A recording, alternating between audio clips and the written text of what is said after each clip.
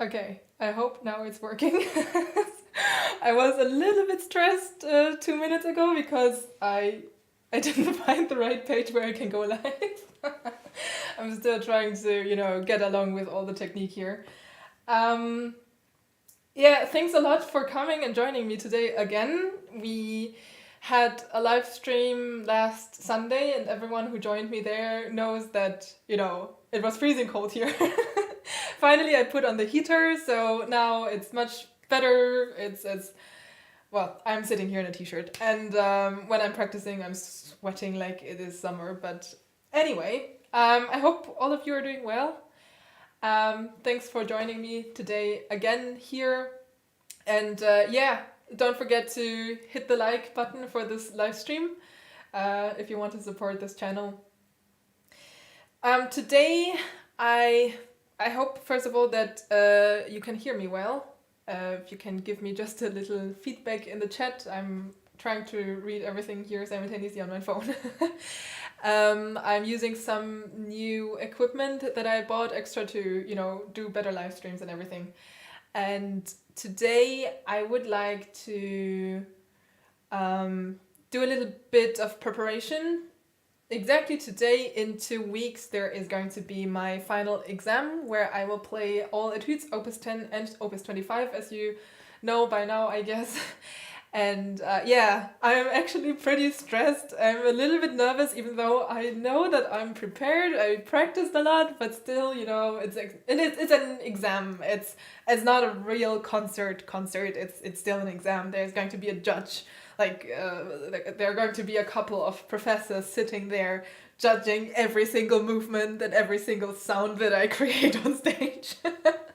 Yeah. Anyway, and I'm super happy that all of you were like joining me on this journey so far, and that so many people actually will come to this exam. It's already sold out. It was already sold out, like, I don't know, 2-3 weeks ago, or even more, even like, I don't know, maybe a month ago.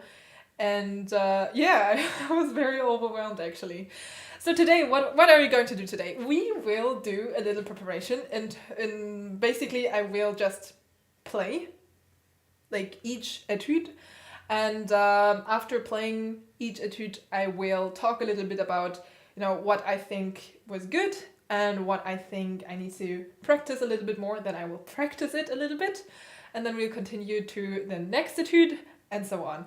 I will try to keep everything here on the chat, so I can answer questions if there are questions. And I will have different scenes again, so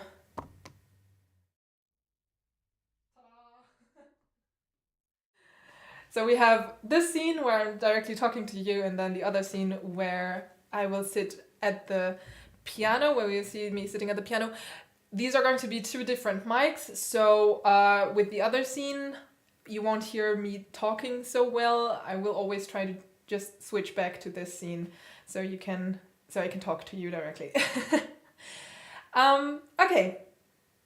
So, yes, by the way, I'm wearing a Death Note t-shirt because I just saw that comment. Cool. So, I will start now. We will start with Opus 10, number 1. One of the most difficult ones, and I did a little bit of warm-up before, like with Hanon and scales and everything, and now I'll just try to play through it, and we'll see the result. Oops.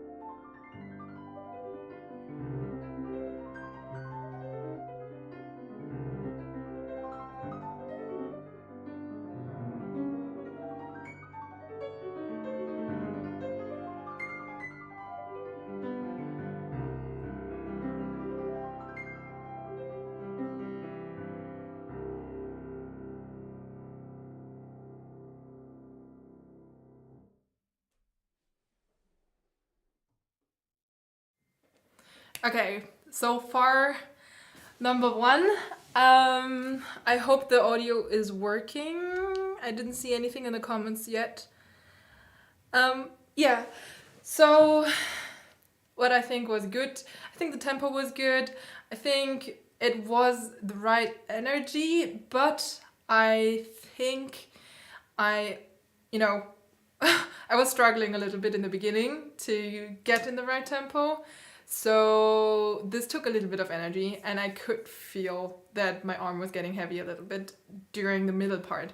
So I would go back now, especially into the middle part, just to find out where I want to, change a little bit dynamics to feel a little bit more relaxed while I'm playing.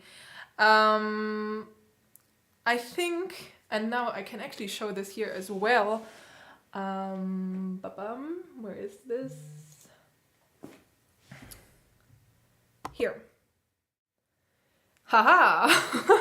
So I extra brought the scores here as well for you to take a look with me. So here in the middle part, it's here. Whoops.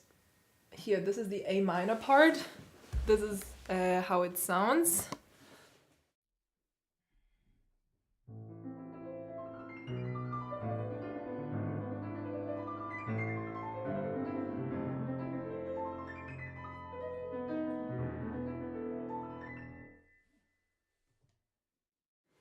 I think at that part, I will have to try to maybe stay a little bit more on piano. I like the piano sound here. I'll show you again that part. Okay, so it's basically here everything, and everything is led by the left hand. So we have a clear line in the left hand that is going down and down and down, like pretty depressive actually. Anyway, so I think what I would like to do is to keep on listening to the left hand, not like putting too much attention on the right hand. The right hand is going to run anyway. And then when it turns back into a major key, I think I will go back to, making it more brilliant with the right hand. This could be a strategy, I think. Okay, let's try it.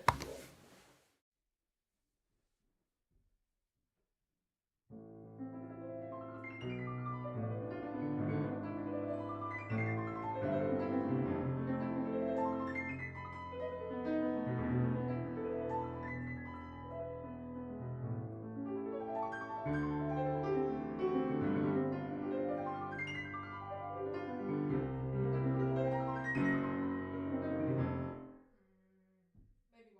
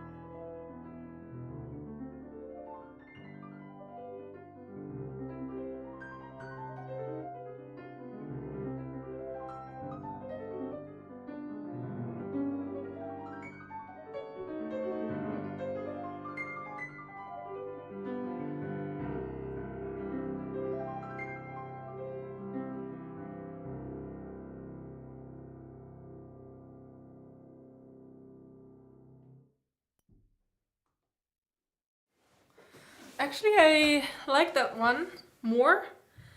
I feel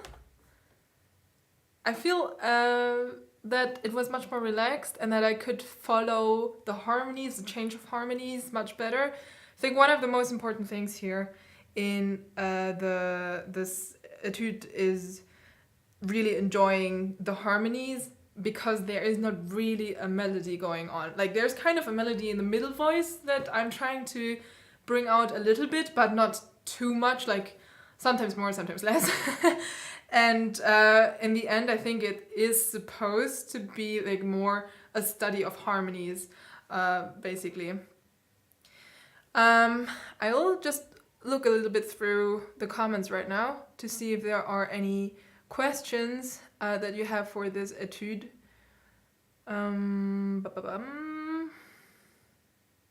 Is this harder than the Ocean Etude? The Ocean Etude is the last etude, Opus 25, so Opus 25 number 12.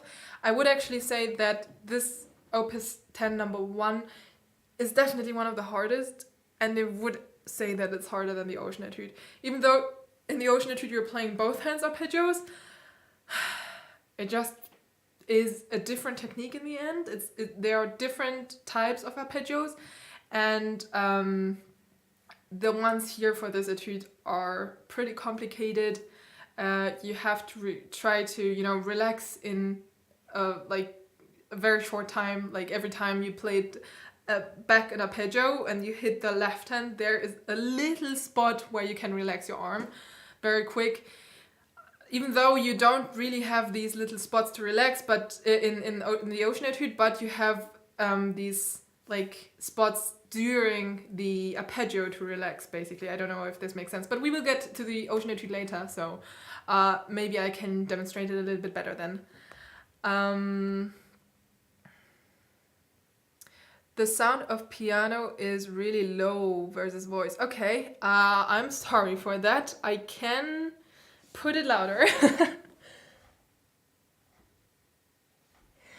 Okay, I just put the piano sound a little bit louder. I hope it's not going to be too loud now. We'll test it later again when I'm playing. And yeah, now I just look a little bit into your comments again. How do you manage to keep the hand relaxed? Mine gets always tensed in the middle. I don't know exactly what you mean in the middle, like in the middle of the keyboard or in the middle of the piece that you're playing. I would say that it's always important to find relaxation points. In this case, for example, it is I'll show you here. Wait. So basically, we have always a little rest here when the left hand is playing. As you can see, I don't have a marker here. I should open it in another program. Anyway, so every time you're playing a huge arpeggio, and when you're done with the arpeggio, in the next measure, there is the left hand playing an octave, and in that spot, basically, you can relax your hand very quick. As I said, this is pretty difficult. You need to practice this a lot, and I would also practice it with different methods, like with rhythms and with groups, and this is what I'm going to do now and show you a little bit how I'm doing this.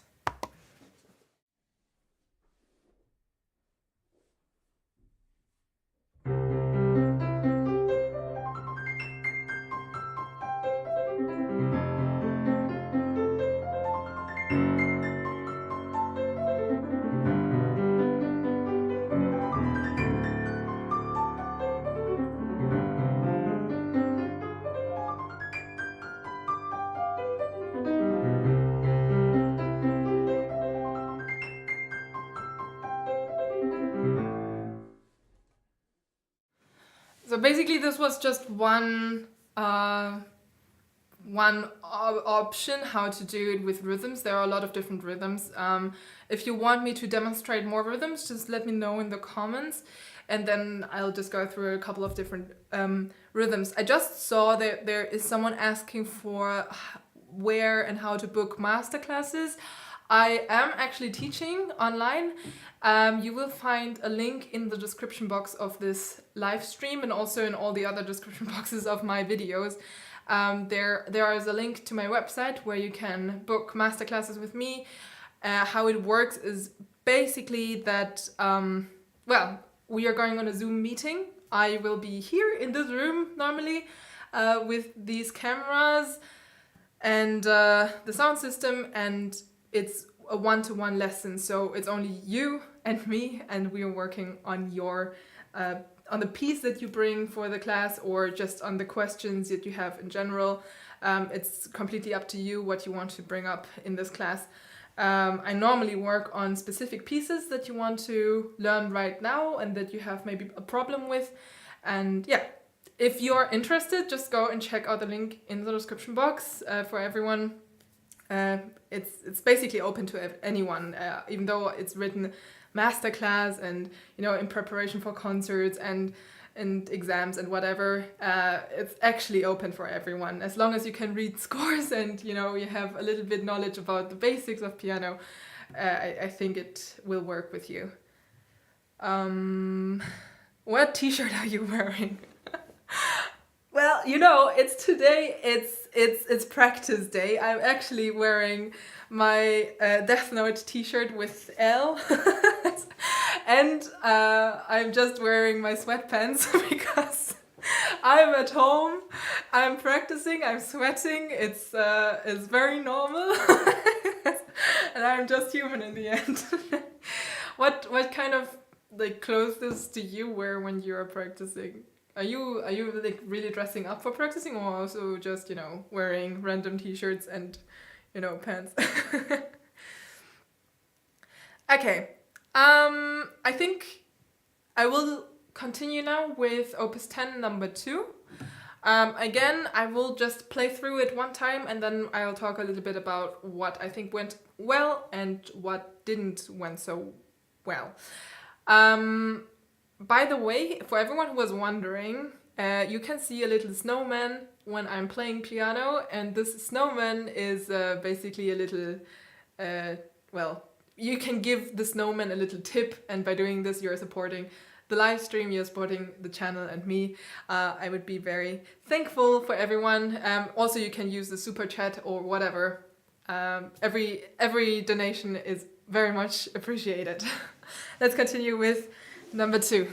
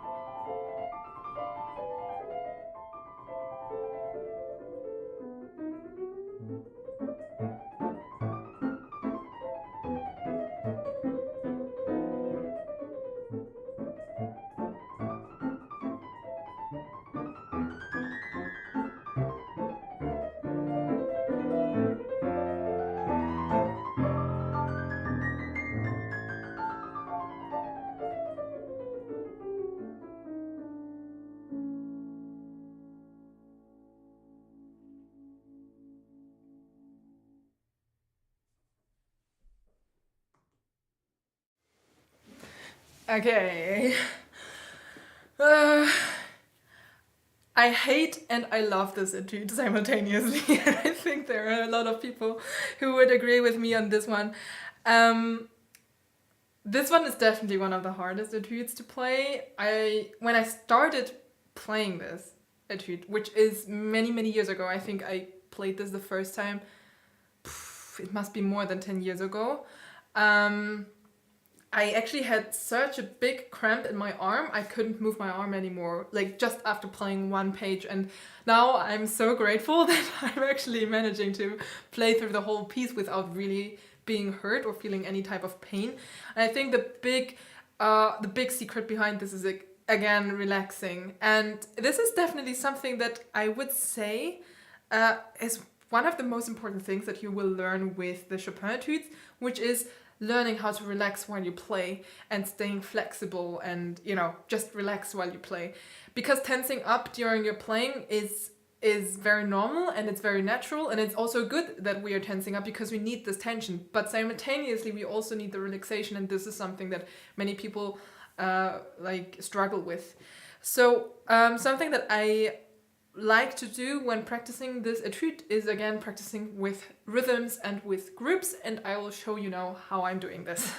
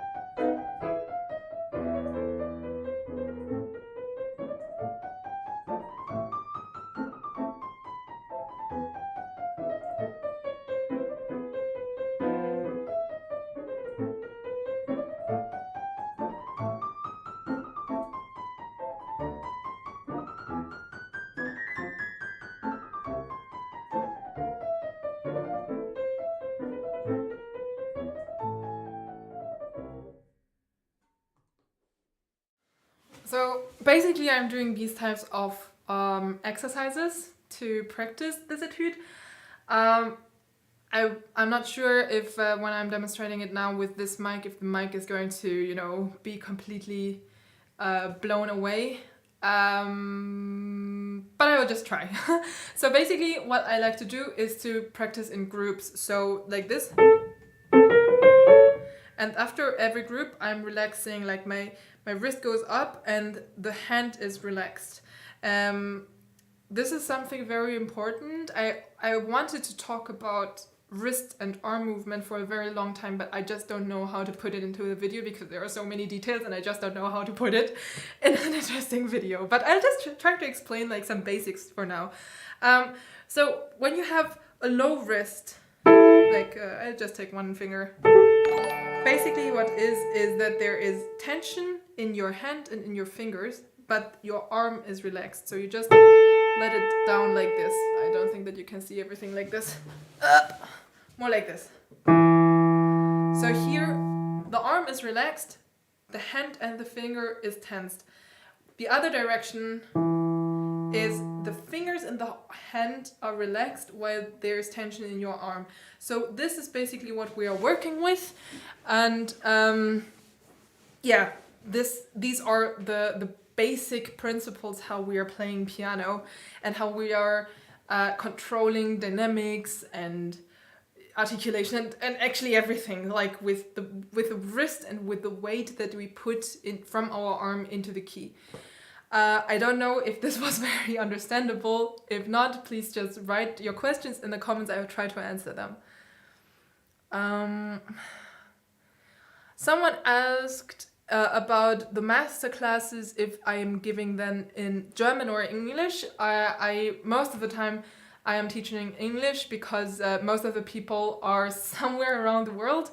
But if you are coming from Germany and you want to have it in German, I can also teach in German.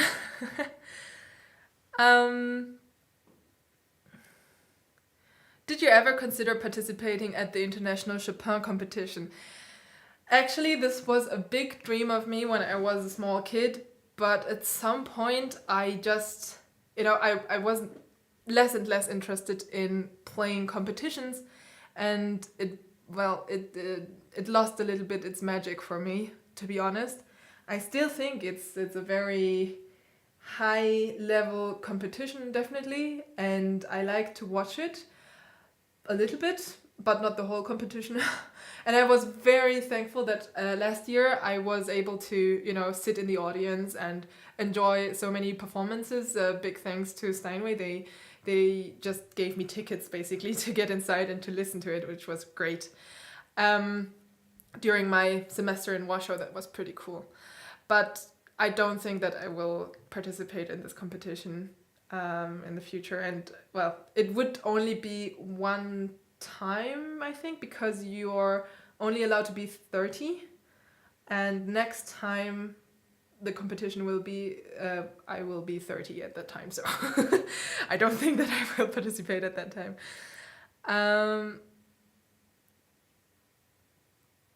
Okay, there is a little bit of too much saturation in the mic, I guess. I don't know if it's, I guess it's this one, but well, I was counting with this, so okay.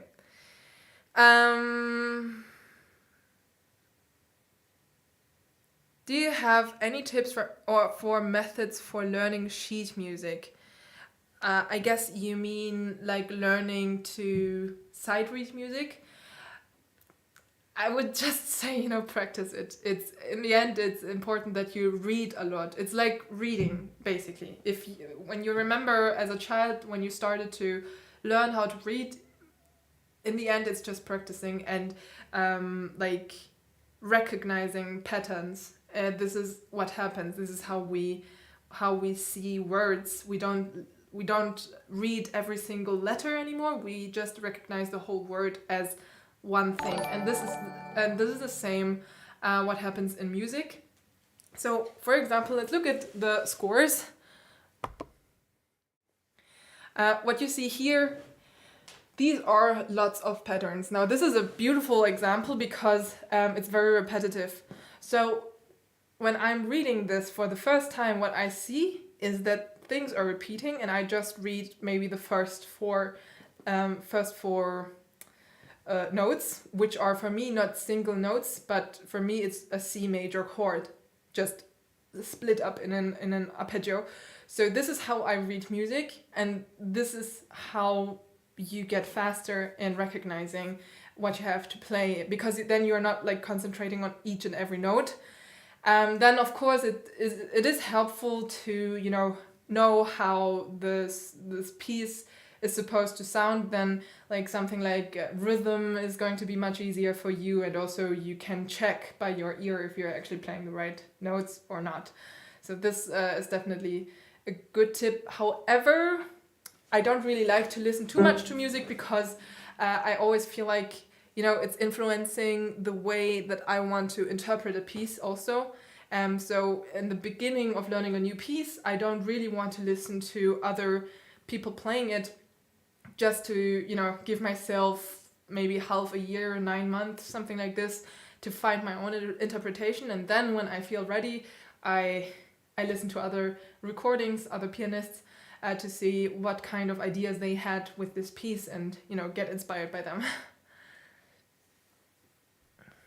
Okay, I think I will practice a little bit the middle part again, because I felt that even though it went pretty well, I think it can be a little bit more relaxed. I will just use the methods that I was using now, so practicing with rhythms and with groups, and then I will play through it again, and then we'll continue with Opus 10 number 3.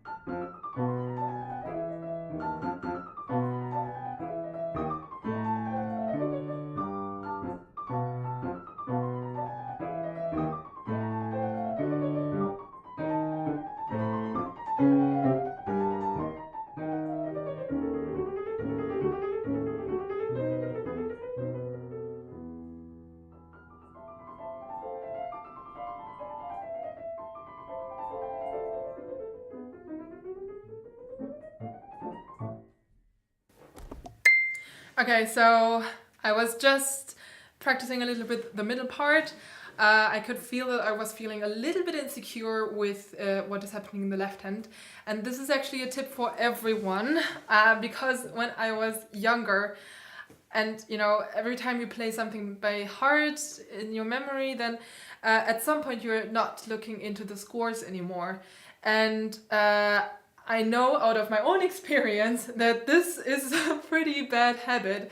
And of course, after you just memorize something, you want to make sure that you are really memorizing it and that you're really playing it by heart and not looking into the scores anymore. So that's totally fine. But still, every time you feel insecure, take the scores, because the more you're practicing something and you feel insecure with it, you're also practicing this feeling of being insecure. And when you're then going on stage, good luck.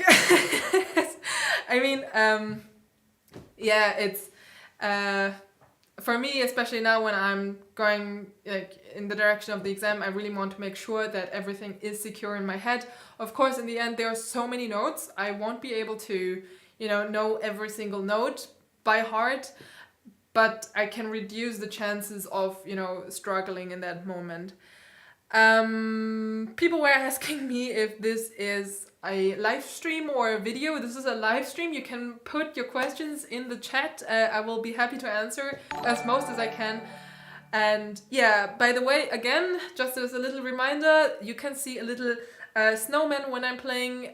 This snowman is like a donation snowman, so everyone who wants to support this channel, who wants to support this live stream, you can either go and like, first of all, and second, you can donate a little bit to the snowman. My plan is actually, now I'm having 2 cameras, but I'm planning with a 3rd camera, which is filming only the fingers. I would like to show things more in detail in future, so if you can support me with that, that would be great. Go and support the snowman, or just use the super thanks button, the super chat button, sorry, in the chats. This would be awesome. Thank you very much. And we will continue. I will play one more time number 2, and then I will directly go into number 3.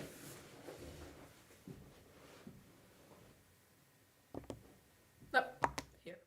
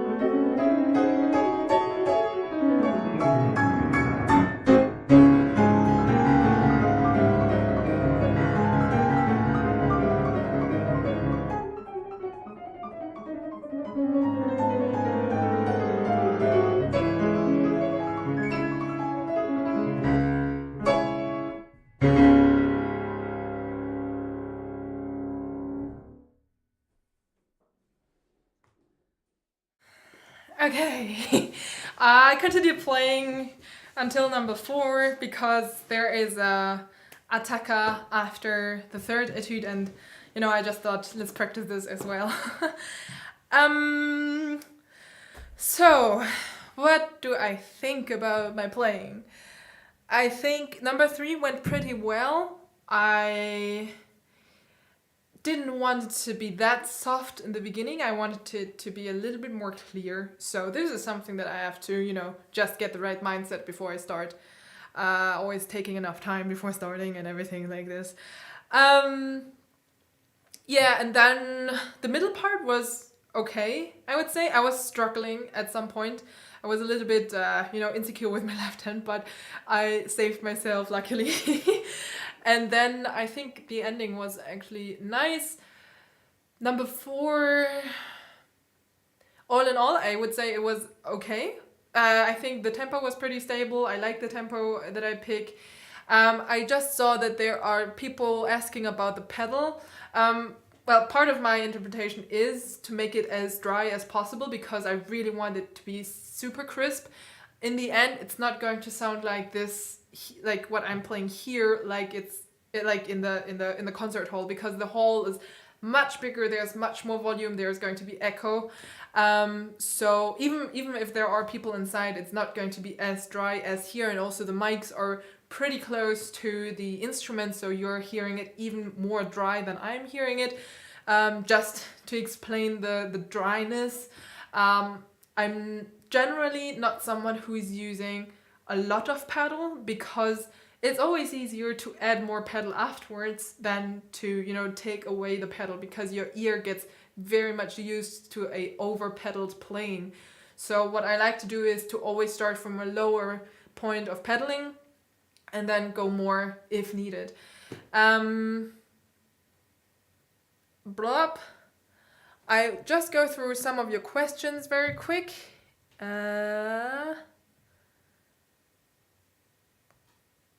Any questions? Any questions?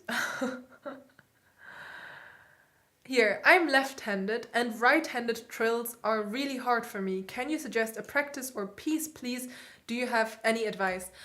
For trills generally, I would say in any of these hands, trills are a little challenge. I mean, you will You will always have to play trills in your right hand, but also sometimes there are trills in your left hand. And I would say actually that it doesn't really matter if you are left-handed or right-handed. Trills are difficult to play generally. I would always suggest to practice, of course, slowly. And then the other thing is write down how many notes you want to play. Trills are actually giving us a lot of freedom. The composer is telling you, you decide how many notes you want to play now. How many notes you can put into this time frame. He only gives you the time frame and you decide how many notes you want to play.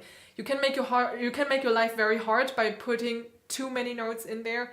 I would always go with 2 notes less than what you would think in the beginning, and just take a little bit less notes, but therefore it's more clean, it's more secure, you have more control, and in the end it appears faster actually to the audience than a super fast trill where nobody can understand any of the notes that you are playing. So I would always suggest this. Really calculate how many notes you actually want to play. This is the first thing. The other thing is try to use a right fingering. I know that a lot of people like to trill with 2 and 3. However, I don't think that this is the best fingering for trills in general, because 2 and 3 are sticking together.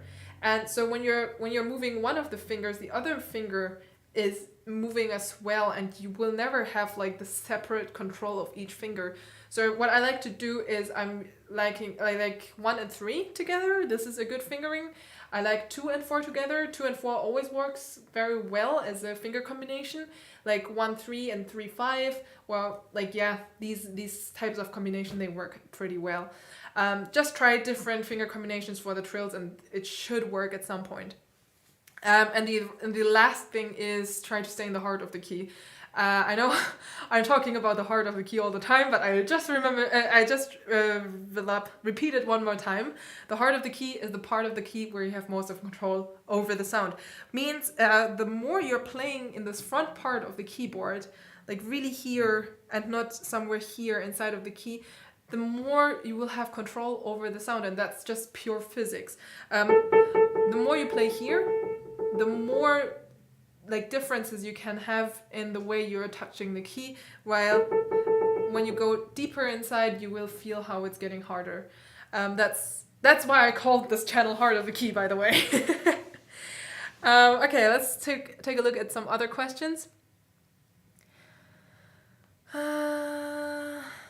What songs would you recommend to learn for beginners? Like, will I improve my piano skills at the same pace if I learn easy songs as when I learn songs that, for example, you play? Okay, so first of all, these Chopin etudes are really one of the most difficult pieces. Like actually, it's a collection of the most difficult pieces for the piano literature. Would I say that you're not allowed to play them? Well, no, of course you can play them. I just think that you would be very fast, very frustrated because it's just not working. If you don't have like some basics about technique, these Chopin etudes are going to be very overwhelming in the beginning, each of them. There are some etudes which I would say are a little bit better for beginners to start with. Like beginners, you should definitely already play a little bit more and then start with the Chopin etudes. Like don't directly start with them, I would say. But there are some etudes that are a little bit more working with basic techniques and they are helping you a lot in this direction. I will talk about them later when we get to these etudes.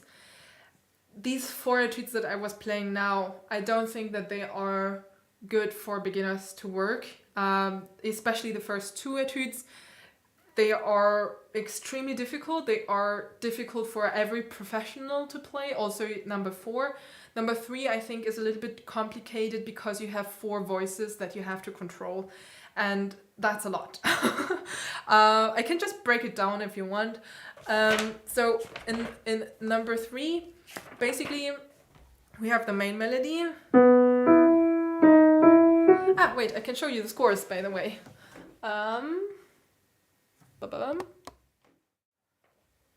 Okay, let's scroll down. This is number 2. Here's number 3. So we can see there is the main melody.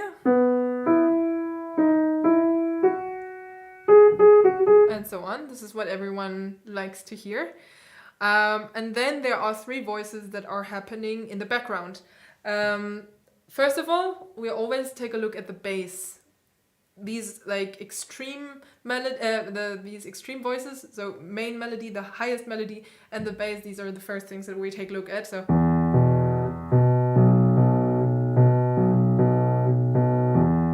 or actually that's not completely true. Actually, we have the bass. This is an extra voice, more or less. And then there is this extra voice coming together with it, which is creating a very interesting rhythm with syncopations. So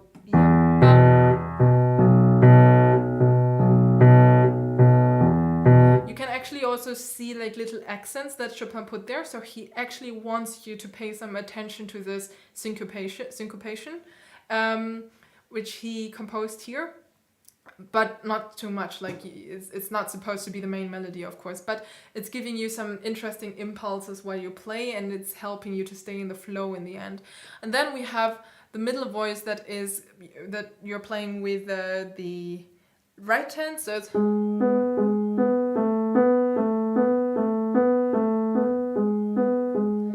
and all these voices together, they bring up this beautiful basis for the melody to sit on top of it. So when you just practice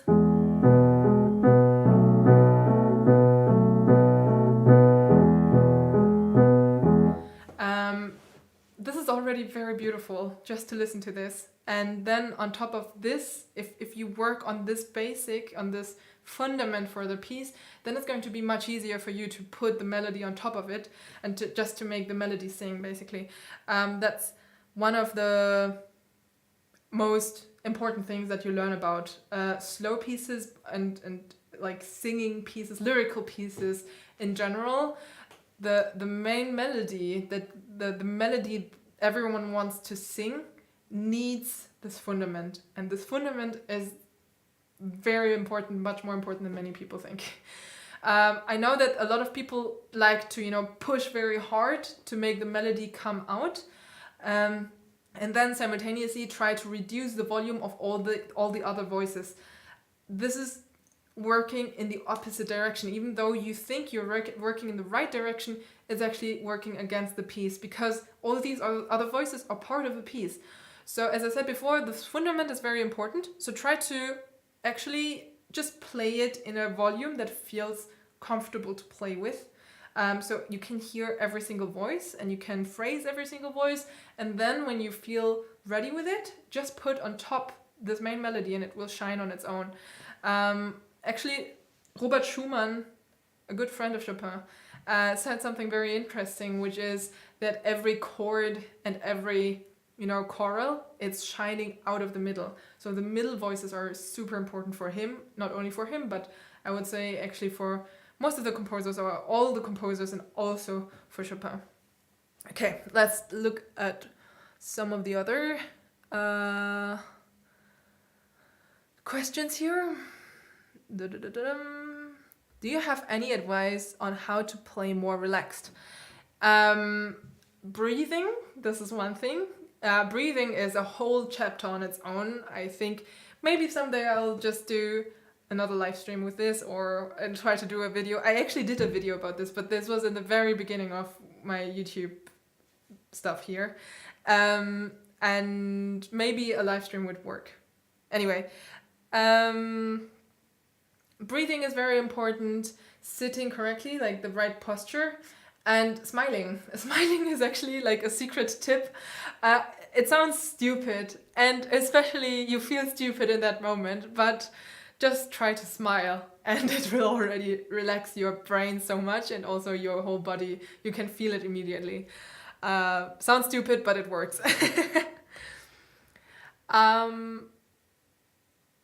Okay, so here are some questions about trills. Apparently this is a real issue. What type of exercise are fine to play trills? You can train trills on their own.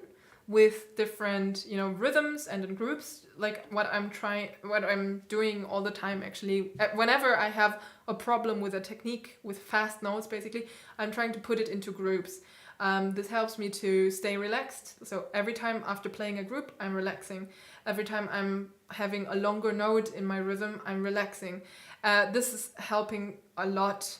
And the other thing is that by putting it into groups, you're making it more logic to your brain, and you can hear like specific checkpoints. If you're just playing through it without any pulse, without any point where your brain can just feel secure, you're going to overplay yourself, and your fingers are faster than your brain in that moment. Okay, I think we will have some time to answer more of these questions. I would like to continue. We were already in number 3 and number 4. I think I would like to go through a middle part of number 3, the con bravura part, which is technically very challenging. I would just like to practice it very quick, a little bit slowly, and then we'll continue with number 4. And by the way, again, the snowman will be very happy about every type of donation. You'll find the link in the description box where you can donate something to the snowman.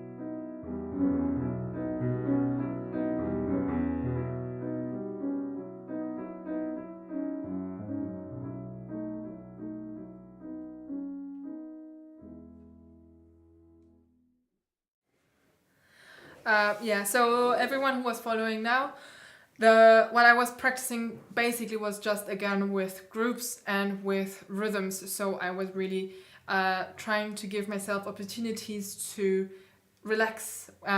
This is by doing like these arm movements. I know it looks strange all the time, and people are making fun of the chicken movement, and I know I'm also making fun of it, but it helps.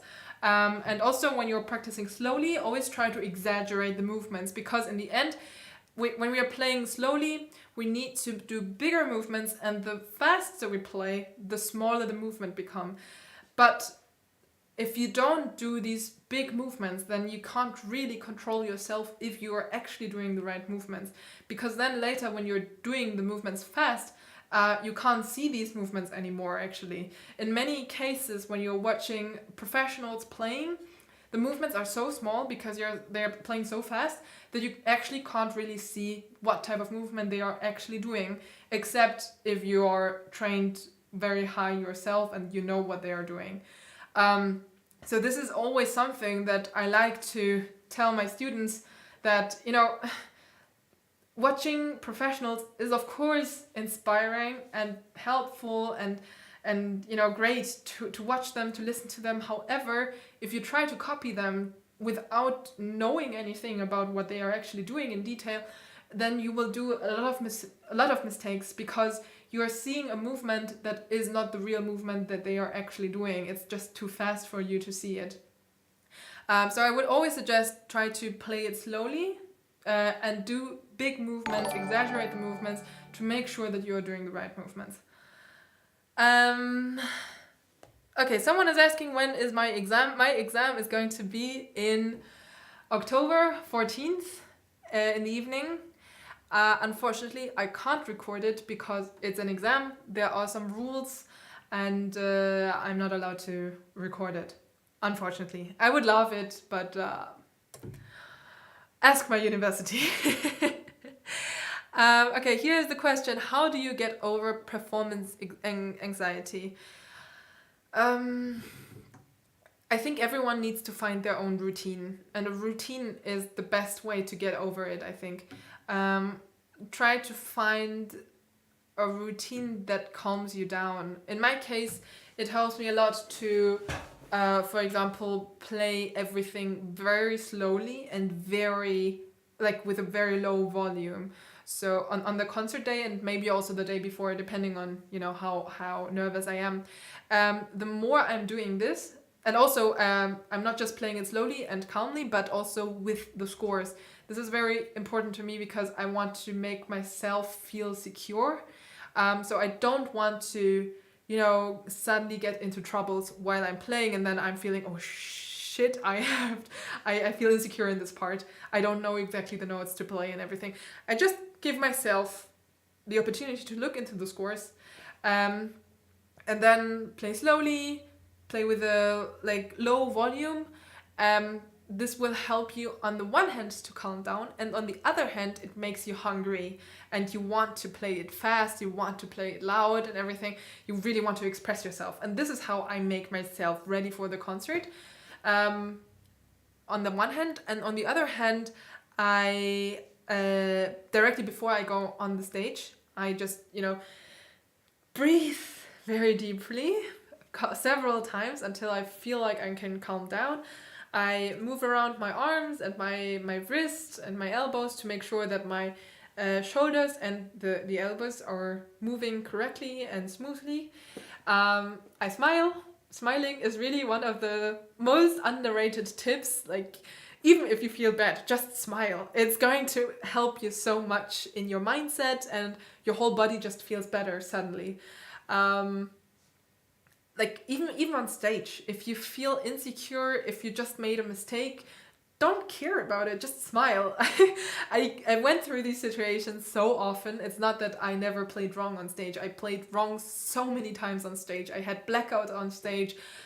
Everything happened to me on stage. And you have to learn to deal with it. You have to learn to play over it.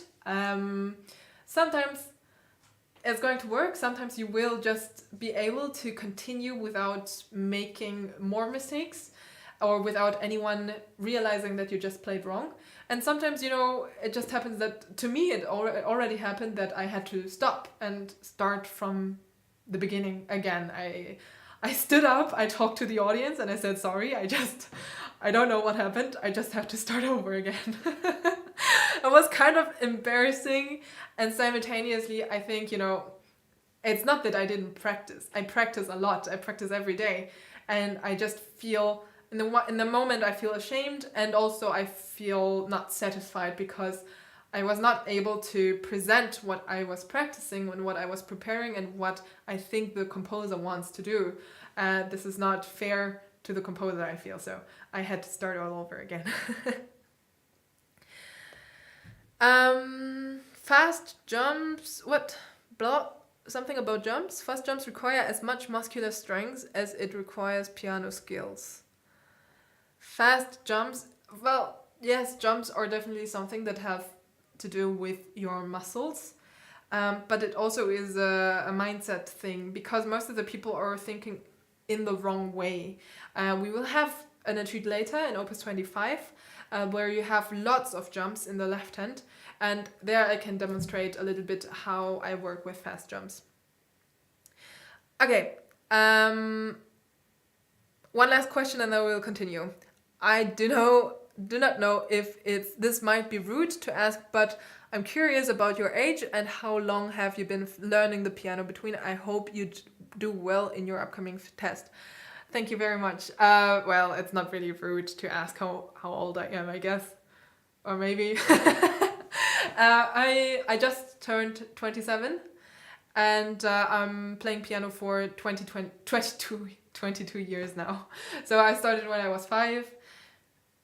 Since then I'm playing nearly every day. Of course, there are some days where I'm having a break and there are times when I have vacations, but normally I don't have more vacations than 2 weeks in a row in 1 year. That just simply has something to do with the fact that, you know, if you don't practice enough, you will feel insecure as hell. Your muscle memory starts to, you know, go away, and your real memory starts to go away, and you will just generally feel insecure. So I always want to practice every day. Even if I'm not practicing the whole day, I still would like to practice like an hour or 2 hours, something like this, just to be sure. Okay, I think we are ready for number 4. I will practice it a little bit slowly. I will go a little bit more into details in the middle part, because the middle part is difficult as hell, and then we'll continue with number 5.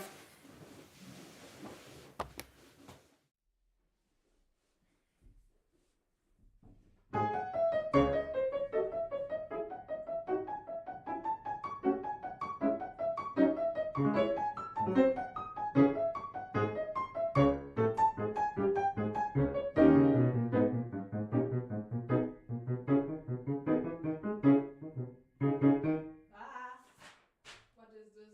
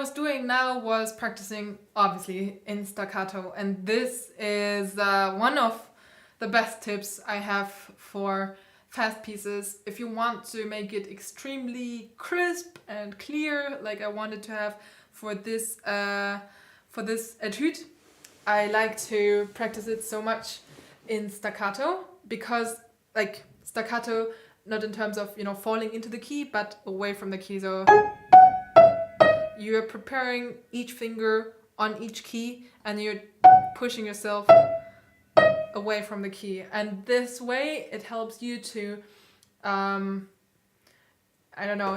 increase your finger action. I don't know how to say it in English. But it helps me a lot, not only for this piece, but also for number 5 later and some other etudes as well. But especially these two, if you're practicing them a couple of times with staccato, you will immediately, directly after, if you play it again fast and, with the normal technique that you're using, you will feel that your fingers feel much lighter and much more, much more clear and clean.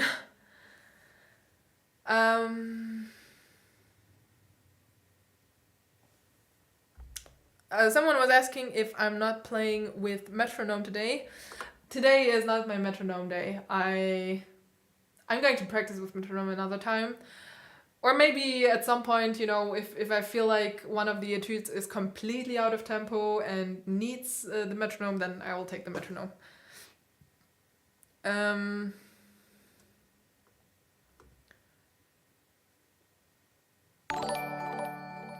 What is here? It's written something. Oh, thank you, Sarah Poop.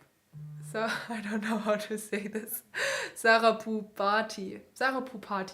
Sorry for butchering your name. Thank you very much for donating, and thanks to everyone else who was already donating before. Just to repeat it again, there is a link in the description box where you can donate to this live stream. I'm actually collecting some money, saving some money for a third camera. I'm already working with 2 cameras, but I think it would be great to include a third camera where I can show my fingers a little bit more. In the future, this could be really, really cool. So if you want to support me, go and check out the link in the description box where you can donate, or use the super chat button here as well. It's going to work. And also don't forget to like and subscribe, of course.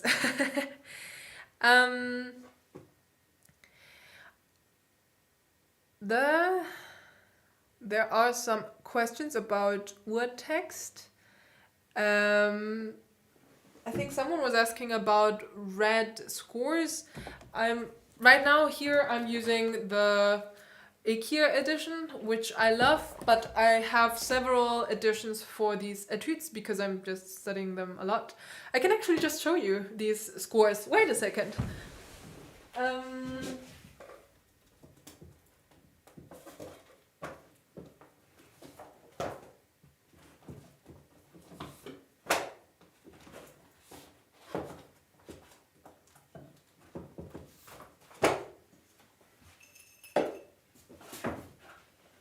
Ta-da! Okay, that's a lot and that's pretty heavy. Thank you, David Maximilian, for the super chat, for donating money. So let me introduce a little bit the scores here. By the way, I should put the link as well in the description box. I forgot it now. You might know that I have a collaboration with Strata Music. Strata Music is one of the biggest online, how do you say this? Platforms where you can buy scores. And they just put a new website where I have where they put all the scores for the challenges that I was playing, and some recommendations from me, piano beginning schools, or some easy warm-up exercises, finger exercises, and basic things that you need in your piano literature, like Bach Wohltemperiertes Klavier or Beethoven sonatas, or like this, Chopin Etudes. So as I said before, I am using the IKEA edition, which is the official edition for the Chopin competition as well. It's a Polish edition. And I think they have great work here. Then I was starting with this one. This is the Wiener Urtext. Oops. Sorry. Wiener Urtext. I started to learn with this one, and they are also very good. I would definitely recommend them. I would in this case, but only in this case probably, I would recommend the Wiener Urtext more than Hähnle. Normally I love Hähnle above everything, like I'm using Hähnle so much, but in this case I really used more the other editions because I just feel I got more information out of the other editions. There were more extra information put into the scores that I needed to understand the composers. Thank you, Mr. Bob Style, for donating. And the question, can you play Mazeppa by Liszt in a stream sometime? You know what? Maybe I can do a 1 minute, 10 minutes, 1 hour challenge live with you someday, and Mazeppa could be a pretty cool challenge. What do you think? Write in the comments down below. Okay, so we have the Wiener Urtext. We have Hähnle. As I said, Hähnle is always good. Like, you can't do anything wrong if you buy Hähnle. As I said before, I would rather go with one of the other editions, but Hähnle is always good. Then, very interesting, I have the Cortot edition, which is not just, you know, an edition, but also he is writing like exercises here. I don't know if you can see this. He's writing exercises, he's writing fingerings, suggestions and everything. And it's always interesting to see like how other pianists worked and to see how they put their fingerings, even though I don't think that I am like using any fingerings out of it, but it's definitely helpful because you know, they put some thought into it, and it does not mean that it always has to work for your hand as well, but it's always good to get a second idea, right? So this is pretty interesting for everyone. I can totally suggest this. Maybe I should put all these links in the description box. Let me know if you would be interested in getting these. Then I'll put the link in the description box. And then, last thing, very heavy thing. These, my friends, these are the original handwritings. Oh, well, of course not the original, but you get what I mean. This is how Chopin wrote it. And I got this in Poland when I was there during my semester, and I think this is just so interesting because first of all you see the handwriting of the composer, and second you can see so many corrections, like what he used to want to have there. I don't know if you can see this, but there are some marks where he's correcting things, he's changing the metronome number, he's changing so many things. I mean, sure, it's work in progress all the time. But I think this is so interesting, and I got these originals for Opus 25. Oopsie, this is Opus 25 completely, and Opus 10, I don't think they had it completely as Opus 10 only number 3, 5, 6, 8, 9, and 10. But that's pretty cool. I think you can actually buy them as well on the Chopin Institute website. Oops. In Poland. These are definitely one of the most precious things that I have. Yeah, pretty cool. If you want me to put a link in the description box where you can get it, just let me know in the comments and I will search for it. Oopsie, later.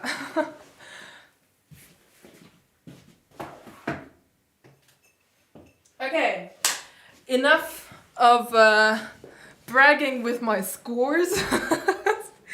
We'll continue now with Opus 10 number 5, or as people like to say, black keys, but I don't like to say this.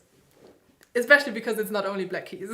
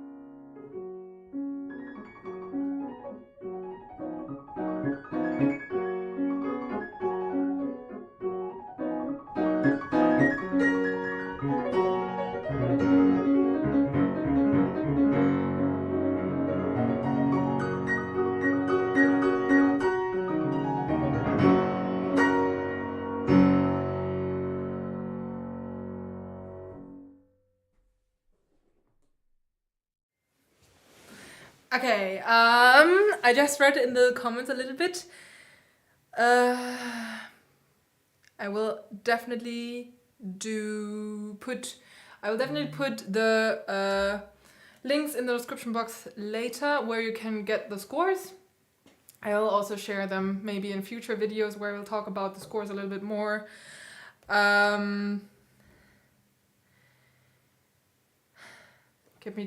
me just breathe a little bit and read a little bit through the comments right now. Someone was asking again about performance anxiety. I know that this is a very, very important question, and everyone is asking how to improve this. However, in the end, I don't think this will ever go away.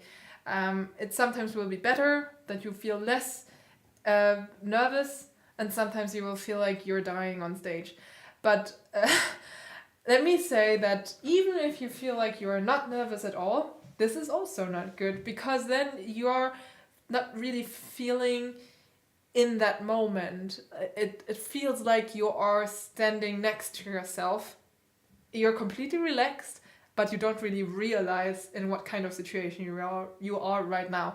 And that's also not the best to perform, I would say. So a little bit, like being a little bit nervous is always good, because it pushes you, it gives you adrenaline, it really helps you to get the best out of yourself, or the worst, depending on how it goes. But in the end, you should always try to have fun on stage, even if something is happening.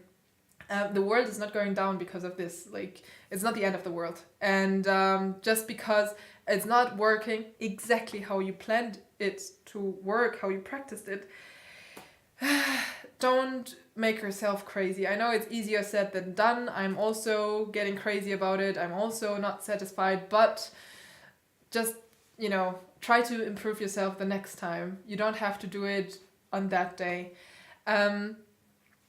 What I always like to tell myself is, even the best pianists in this world, they always have to count with minus 10%. So from 100% of what they practiced, of what they thought, of what they prepared for that moment, you have to go down 10%. You always have to count with this. You should not go lower than this, then it's really starting to, you're really going to struggle. But these 10%, they won't work. But therefore some other things will work that you didn't count with.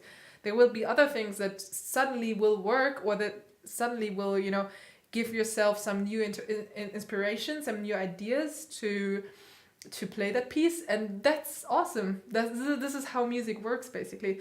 So try to get this, try to enjoy every second that you are on stage, even if you feel bad. Okay, so someone just fed the snowman. Thank you very much for all the donations. As I said before, there is a snowman. Every time I'm playing, you can see the snowman, and you will find a link in the description box where you can donate a little bit to the snowman and feed the snowman, because I'm planning to, get even more equipment. I have 2 cameras now, I have several mics, but I would like to have a 3rd camera where I can, film a little bit more detailed the fingers while playing, and show you even more in the future, and make the live streams even more interesting. Okay, let's look back in these questions. Unrelated question. Are there ways to develop a solid interpretation of Etude? Oh, no, you deleted the question. Okay, let me see more. Any plans for a full version of your improve of reflection from Mulan after the busy exams? I really want to learn it. Yeah, I actually got a lot of messages because of this improvised Mulan version. I can try to, write it down. It's not as difficult as you might think. It's just some more arpeggios.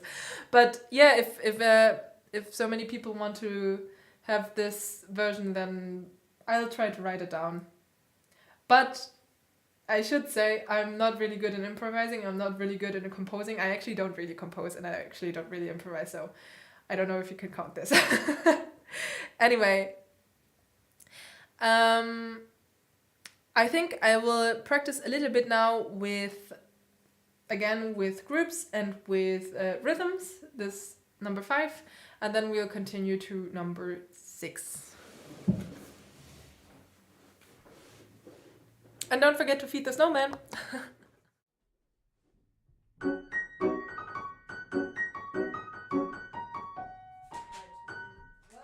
do I want to do this?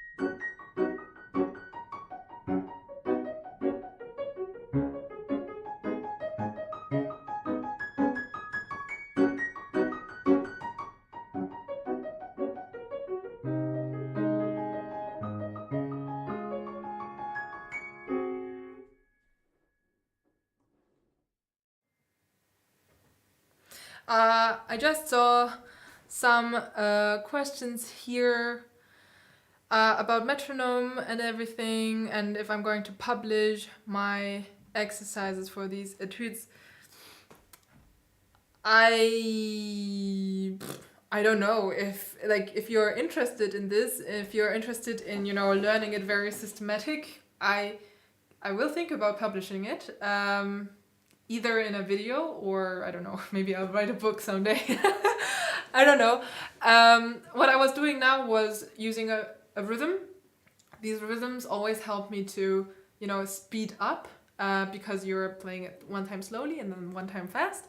And then if you do these sudden tempo changes, you always have time to relax again, to calm down in your brain again, and then speed up again.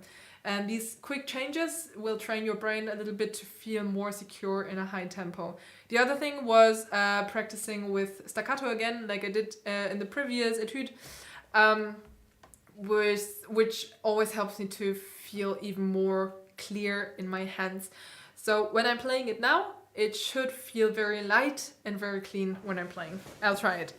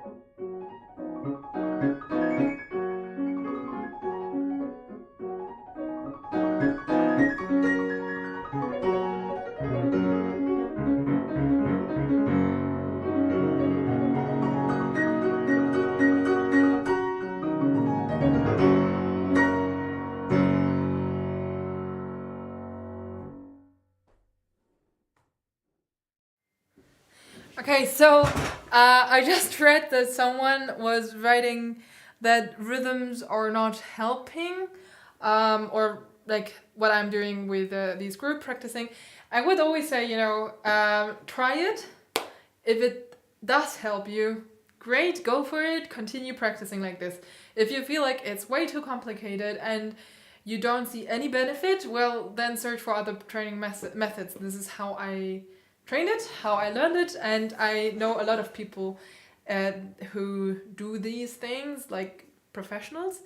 Again, everyone should try out their own methods. I'm just giving you ideas how to practice it.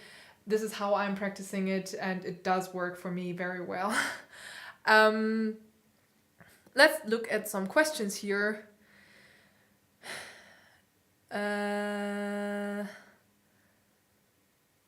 Is it too late to start learning piano at 21 years old if you want to play classical music? I would say generally it's never too late to learn piano. Now, of course, there's maybe a limit to, how far you can go in a professional way, because there are so many people playing piano. There's so many people who want to do this professionally, and they are starting very early. Like me, I started when I was 5. So imagine you as someone who is 21, you start now, compared to someone who is at the same age but who started at 5. The chances that you can keep up with this person are very low. Like technically keep up, I mean. This does not mean that you are not as good as from the musical side, but playing piano has a lot to do with technical skills. So in a professional way, I would say 21 is probably too late to become a professional, but there are always exceptions. There are always people who suddenly start playing piano like in the middle of their life, and they can play extremely well in a very short time. So I would generally say it's never too late. If you want to learn it, go for it. Classical piano, classical music has so much to offer. And even like for very young people, it has a lot to offer, and especially for your age, 21 is a great age. All these composers, we always have to think a little bit about when they composed things. And for example, Chopin, he composed Opus 10 around this age, and just being in that age and having similar problems, of course not the same, I mean there were other problems, it was 200 years ago, but still having similar problems, similar struggles in your life, similar thoughts is going to help you so much if you have something to express yourself, like these etudes or other pieces by Chopin or Mozart or Beethoven or whoever. Like all of them, they were at your age at some point and they composed something at that age for you to play, and that's actually pretty cool. I love this idea. Shit, my phone is going to run out of battery. I guess I will have to start charging it, otherwise I can't continue reading your messages, so I'll be right back. Wait a second, oops.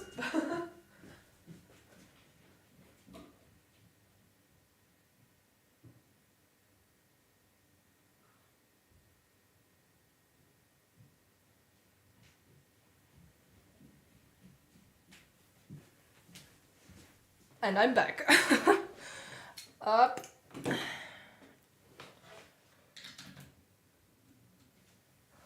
Okay, I hope it's just charging it and not trying to connect it. Yep. Perfect. I'm back. Can you speak Mandarin for us? It's always a little bit strange to talk suddenly in Mandarin, but I'll just talk. 你好，我叫 Anik， 我很喜欢弹钢琴，我不知道要说什么，可是我也不知道要说什么。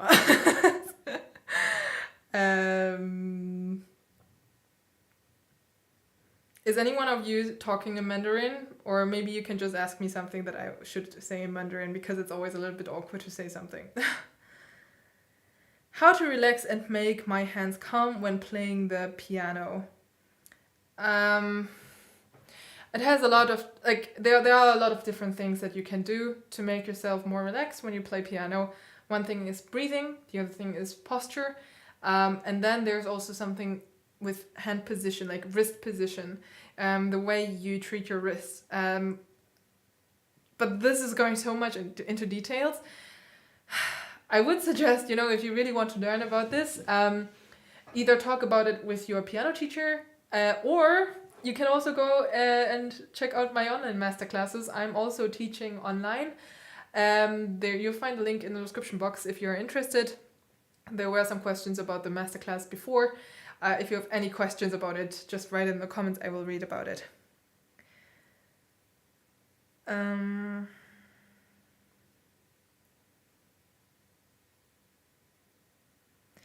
You mentioned in a video that you experienced struggles performing the first run of Etude No. 1 in C major. Have you found ways to develop a solid interpretation of the Etude, and any advice for it? Finding an interpretation for a piece always has a lot to do with experience and analysis. Maybe analysis before experience.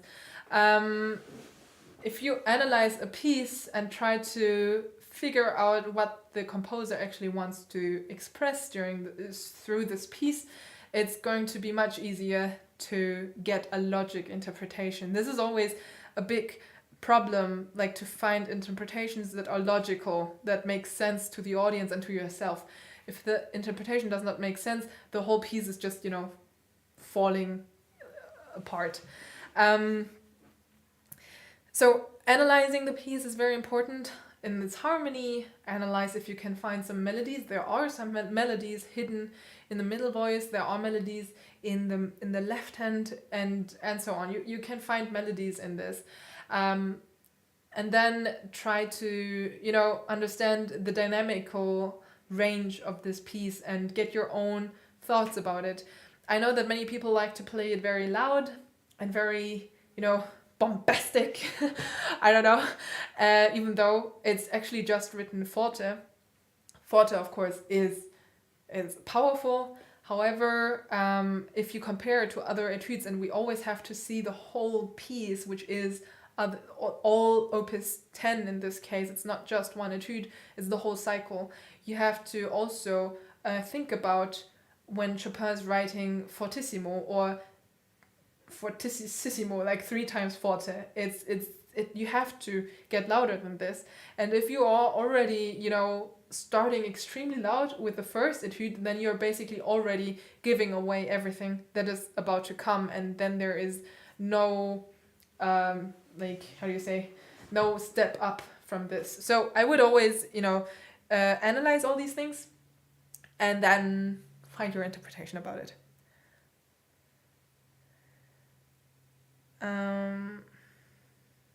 Are you going for a concert pianist or any other jobs in mind? No, I'm planning to become a concert pianist, or actually I am a concert pianist. I'm giving concerts. Actually, during COVID, I didn't really have the chance to play concerts, but before COVID, it was looking completely different. Now it's starting again. I'm giving more and more concerts again, and I'm very happy about that. And I will continue doing all the social media stuff here on YouTube and on Instagram. By the way, check out my Instagram. Link in the description box, blah, blah.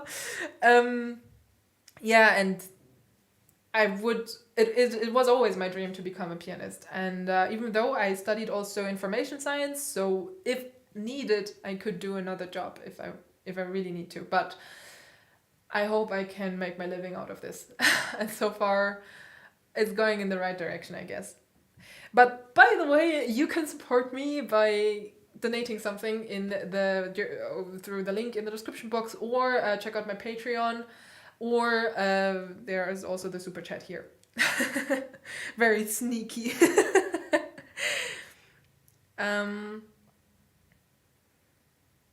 What is the best thing to do on the last minutes before the performance?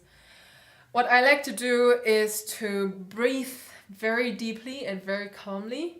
Smile. This is one of the best things that you can do before you go on stage. And move around with your wrist and your elbows and your shoulders, just to make sure that everything is flowing. And don't sit down, like try to stand up and keep your posture a little bit so you can really breathe through your whole body basically. Yeah. Okay, so before I'm going to continue answering more questions, I think we'll continue with the next etude, which is number 6. Yeah, and then we'll see. We'll continue. Let's go.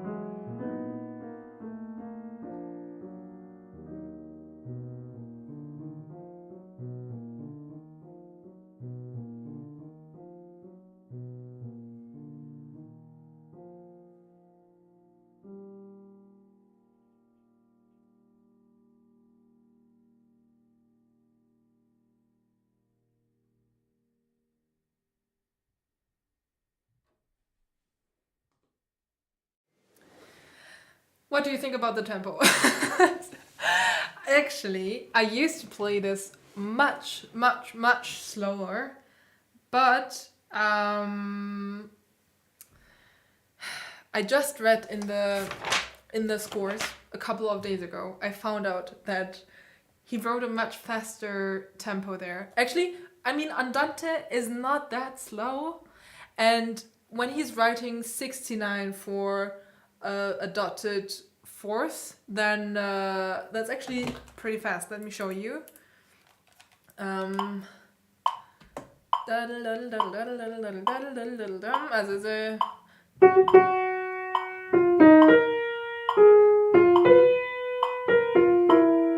that's pretty fast.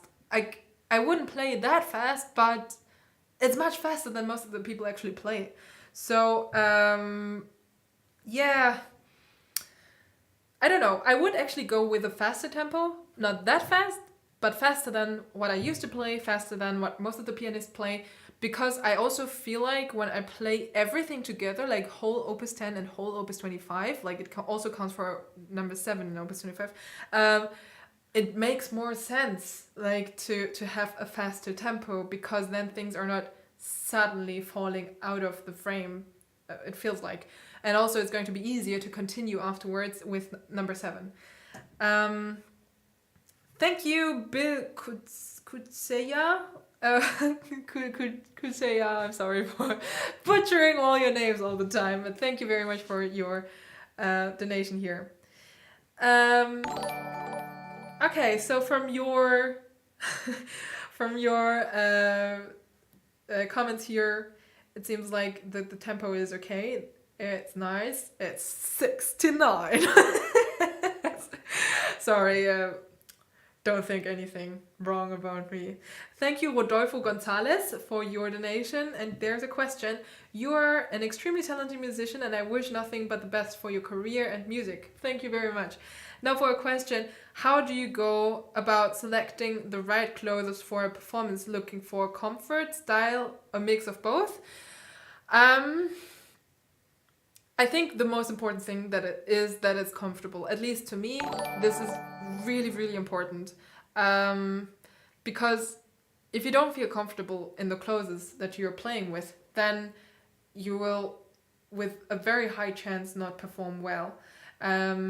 If you always think, like, especially for women, if you have something that is showing a lot of skin, either up here or down there, I personally, I don't feel comfortable with this.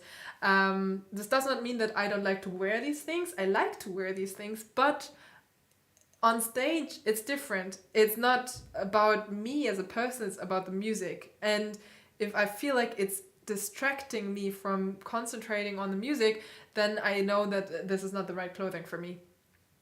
It does not count for everyone. There are people who feel very comfortable in these clothes, and that's good for them. But for me personally, I don't feel comfortable. I don't feel comfortable with showing too much. I don't feel comfortable sitting there and thinking all the time about what is the audience going to think about me if like they see too much. Actually, when I was younger, and like I was around 17, 18 when I started to wear makeup, because people were telling me all the time, you are a girl, you have to wear makeup, blah, blah, blah. First of all, if you are in the same position and we are in the same situation, don't listen to these people. Wear makeup if you feel ready to wear makeup, if you feel comfortable to wear makeup. And then also for me, it was so strange to go on stage with makeup because I was not used to wear makeup. And then in that moment, it was like, I must look like a clown to these people, and I hope there's nothing like, going around in my face and everyone is just laughing at me. I really felt like this in the beginning. So what I did was I started to wear a lot of makeup during like my normal days, just to normalize these things to me. And the same I would suggest to everyone: wear your concert clothes, wear your concert shoes, sometimes during the day, just to make you feel more comfortable, just to see how it looks like when you walk in them, when you sit in them, and yeah, just to feel more normal in these clothes. I hope this worked.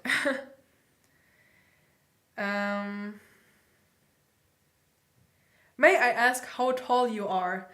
I am 175, 176 centimeters tall. I don't know how much this is in inches, or in feet, or I don't know how Americans count. This is very strange, the type of measurement thing whether you have. Are you German? Yes, I am. Or half German. I'm half Taiwanese and half German.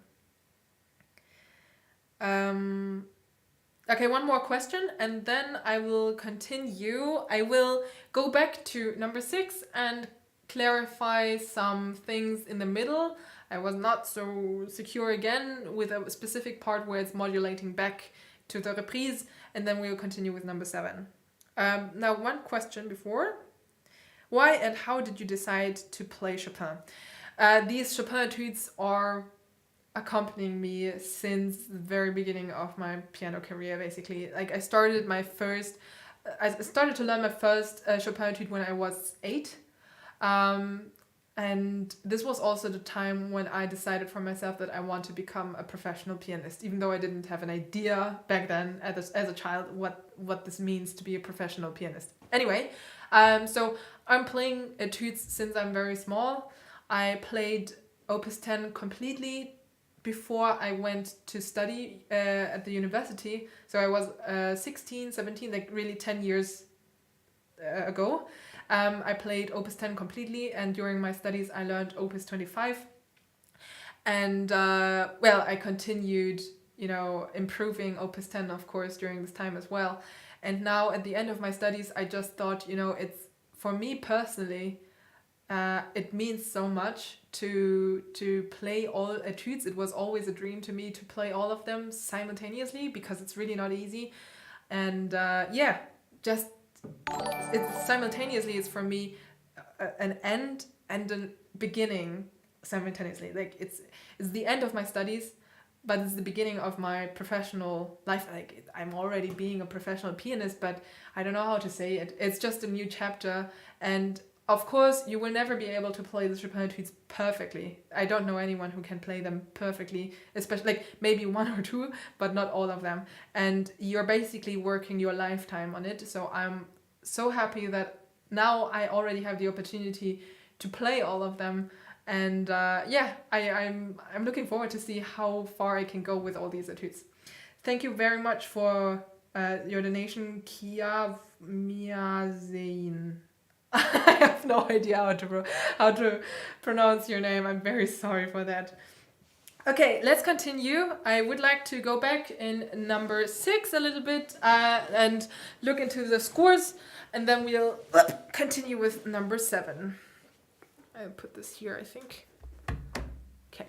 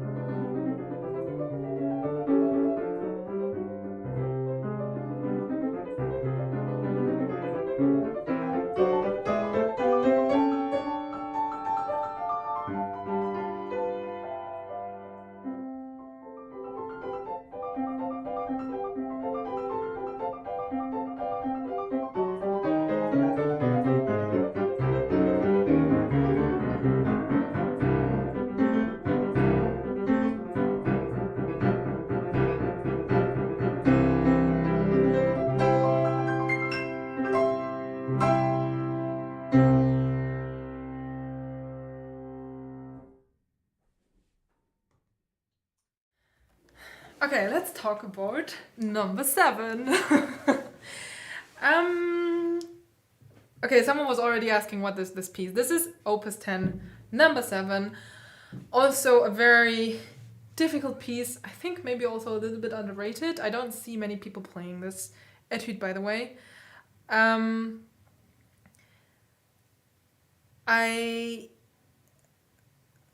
a little bit confused with all these comments here. Anyway, I would like to talk a little bit about this piece because it's actually very, very interesting, and therefore we'll take a look into the scores. Wait a second. Here. Up. We have to go to number 7. This is number 4. Still number 4. Number 5. 6. 7. Here we go. Okay, so I always thought, it's a little bit strange, this piece, because there's not really a real melody. I mean, we have some kind of melody in the left hand, which is... And there is kind of an obsession with this C. You will find this C in the left hand all the time. And it's most of the time it comes as a syncopation, so it's a very interesting rhythm that he's using here. And he's doing this from the beginning until the end. So the C in the left hand seems to be a very important, seems to have to play a very important role here. I mean, the C here is the main note for this key. We are playing C major, obviously. And therefore, this C is kind of like the turning point where everything is turning around. So that's the first interesting thing. The other thing is I can't really see a melody line in the right hand. You have these strange movements, kind of repetitive, but not really repetitive.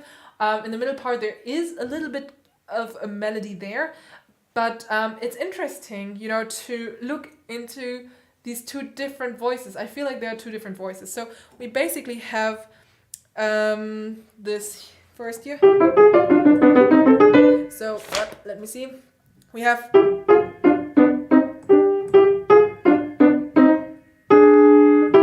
something like this. It sounds weird. It is weird, but it makes fun to enhance this a little bit. And the other melody is...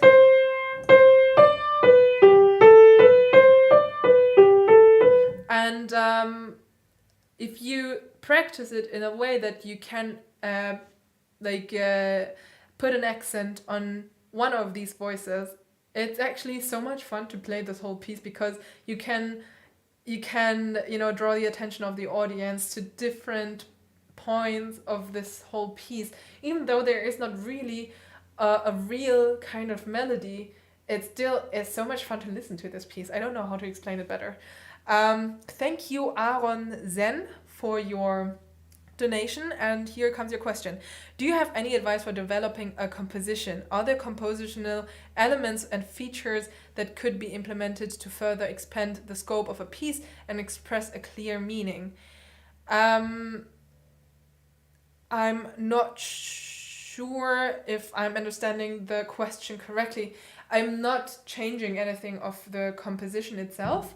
What I'm doing is analyzing the composition. Like in this case, I'm analyzing what is played in the left hand. What are maybe the most important notes to bring out? What does the composer wants to show? And this is mainly written in the composition itself. Of course, you have to interpret these things. Like just knowing these things won't help so much. And then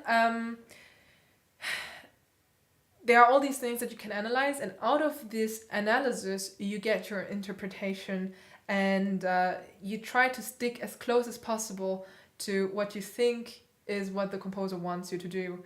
Now, there are composers who write very, very detailed what they actually want, like Beethoven. He writes extremely detailed, especially when it comes to dynamics and everything, what he wants. And then there are people like Mozart, who didn't write so many comments into the scores. So it does not mean that it's more free, but it's a little bit more open to different interpretations, I would say, that are like obviously different, I would say. I hope this was answering your question. As I said, I'm not composing something on top of the actual composition. I don't feel like this is my job, even though I can understand that, like, if people want to improvise on a piece or whatever, I'm actually admiring these people a lot because I could never do this. I just don't feel secure enough in my improvisation skills and in my composition skills. But as I said before, I'm analyzing the composition, and then out of this analysis, I'm getting my interpretation.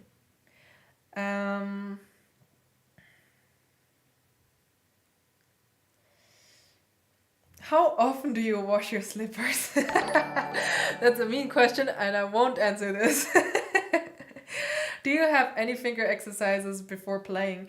Yes, I am warming up every day with my Hanon exercises. I did a video about the Hanon exercises like very long ago in the beginning of my YouTube stuff. Maybe you'll find it there. What I'm doing is I'm picking one of these exercises. I'm choosing a random key that I want to play in.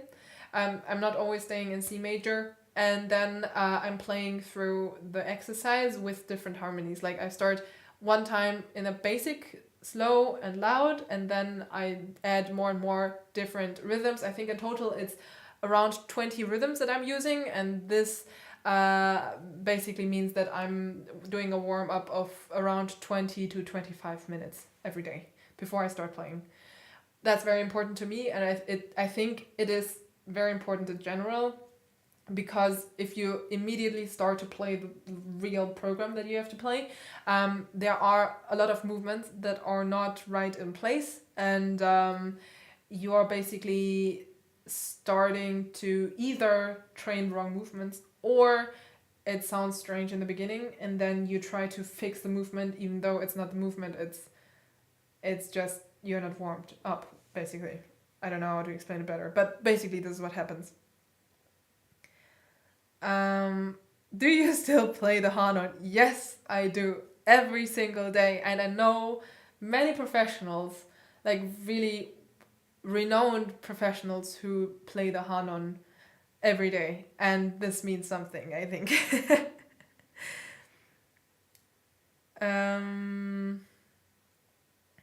Hi Annik, how are you feeling today? Oh, that's a nice question. I feel pretty good, and I'm kind of excited because I'm doing this live stream with you, and I'm excited because everything is working, it seems like. I was just getting myself some new equipment here for better live stream quality. I got myself a stream deck, I got myself a new mic just for speaking, so I hope the sound is nice. And I'm using different camera scenes and everything. This is pretty cool, I feel. Oh wait, by the way, I can switch back to this camera scene. Ha! That's pretty cool. And also, by the way, I'm planning to get myself a third camera. We have 2 cameras right now here, and I would like to add a third camera to have either a more detailed view on the keyboard, on the fingers from the side or from the top. Or maybe I mean fourth camera can also work, but for now I would be happy if I have a third camera. So if you want to support me in that, and if you want to donate something, check out the link in the description box, or use the super chat button in the chat. Or you can also go on Patreon and support me there, by the way. Whatever you want, I'm very, very happy about every cent that we get here. Thanks a lot already to everyone who is supporting me, and thanks a lot to my Patreons who are actually helping me to get these extra equipment for the stream, like this stream deck. I don't know if you can see this here. Ta-da! Destroying my piano already. This is my stream deck. Ta-da! This is pretty cool. I feel so proud of it, even though it's nothing special, I know, but I feel pretty fancy right now. Have you improved your unravel by Animens? I actually started practicing it after my last exam, but then I had to practice for this upcoming exam, and then again I lost it, so you have to still wait a little bit. I didn't forget about it. I still have it in my list, but right now there's just a little bit more important things happening in my life, so I have to first finish all these exams, There is actually, by the way, a new date upcoming for the last exam, like really last exam, and I'm so happy about that, which is on the 5th January. I will play together with orchestra a piano concerto, which is the Kalkbrenner first piano concerto in D minor. If you don't know this piece, I have on my other channel, on the Annick Göttler channel, there is a recording of this piano concerto with 2 pianos, if you want to check out. I can put the link also in the description box, or you just go and check it out. Anyway, we will continue practicing this piece now. It's Opus 10, number 7 that we are stuck in right now. And I will show you a little bit again how I'm practicing this and what kind of methods I'm using, just to give you again a short look into these scores. You see the left hand has not so much to do, which does not mean that it's easy to play. Many times people think that, you know, the right hand looks so complicated, and the left hand has nothing to do, even though the left hand has a lot to do, and it has a lot of important things to do, which is creating a good basic to work with and a line to, you know, get your mind on top of this line, basically. Because if you think about every single note that you have to play in your right hand, your brain is going to explode at some point. So I always like to listen more to my left hand than to my right hand if I have to play fast things, fast passages, fast pieces, whatever. That's actually a good tip that I got from my professor. Always think in bigger frames, don't think in these small little like single note things. So this is the one thing, and how I like to practice it is again with different rhythms, and this is what I'm going to do now. Oopsie. Go here. So.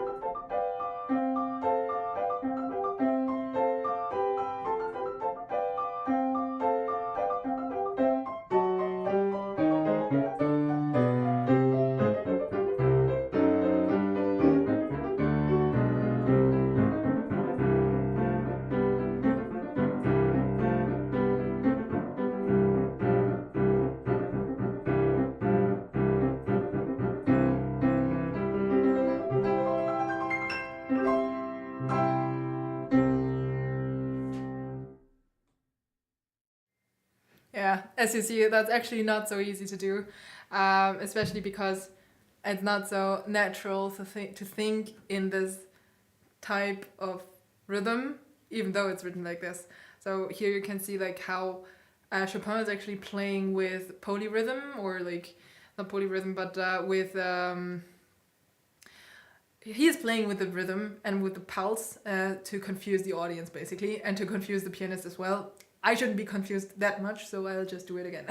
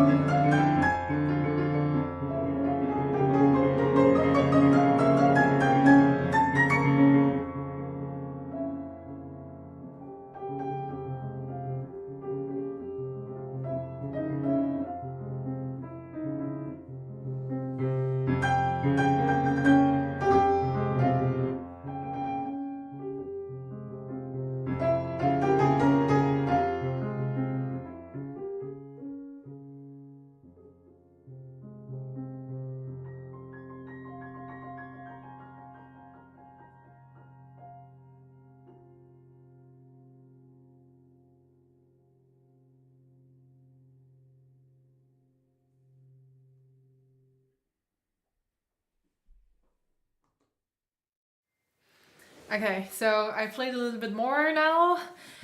Number 7, number 8, and number 9.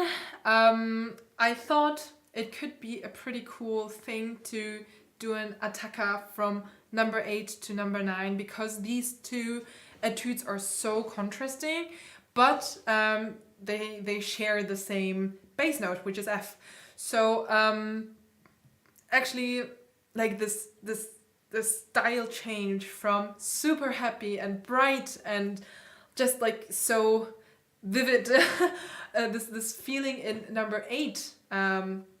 This is breaking down immediately in number 9, and this is actually one of the most difficult things I feel when it comes to these etudes. Like when you play them all in the row, all of them have a different character, a different technique, of course, and you have to show each character, and the characters can be extremely contrasting, like in this case, and finding the right way to start the next etude is sometimes really, really challenging. And in this case, I got the idea to just start attacca like really immediately into number 9. I don't know, what do you feel about this idea? I like it actually very much, and it works very well for me. Okay, so let's talk a little bit about these etudes. We had number 6, which is like the lowest point, I feel, of this whole cycle. It's this sad and very emotional etude, and then we are starting to build up again. So number 7 is already much more friendly, and it's more, you know, I like to live way and not I want to die. And then number 8 is very, very happy, very shiny, and then suddenly this break to number 9. The goal is always to create big frames and to tell a story. So you should always know what is next and how you want to create the whole red line through everything. And yeah, so what I like to do is just to think before I start playing, how is the line shaped, when am I happy, when am I sad, and everything. Sounds strange, but this is actually how we play. Okay, there's something written about Attack on Titan. I think I missed something here. In fact, attacca should be for all etudes, is written here. I'm not sure if I would agree on that. I would say that there are specific parts when you can do the attacca. Sometimes, or at least one time, he wrote this especially, which is between number 3 and number 4 in Opus 10. He writes attacca. In other cases, it's really up to you if you want to do it or not. And I think sometimes it makes totally sense, but it really depends on your interpretation. So I would not agree to say it's everywhere attacca. It makes even more sense actually in Opus 25, because there you have even more notes that are connecting, like harmonically connecting, than in Opus 10. But I would say yes, there is definitely the option to do some attacca if you feel like you want to do.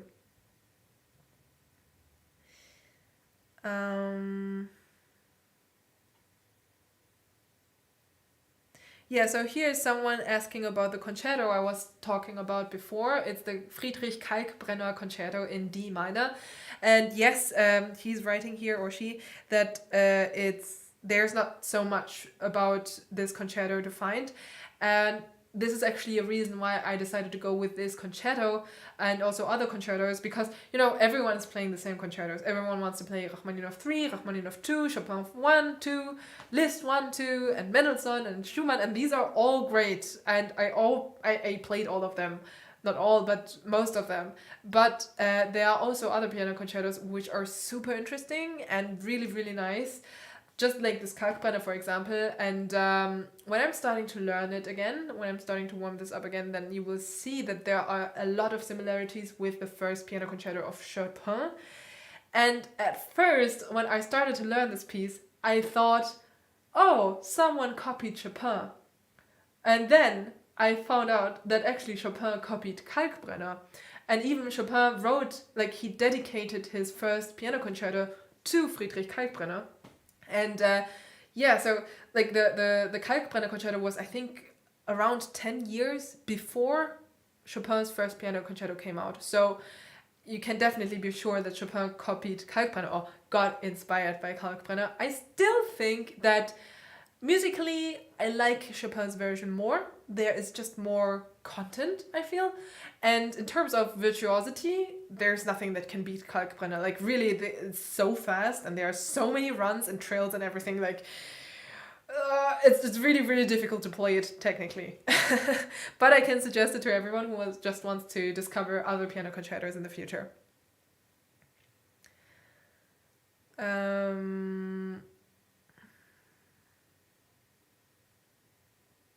How much do you practice per day?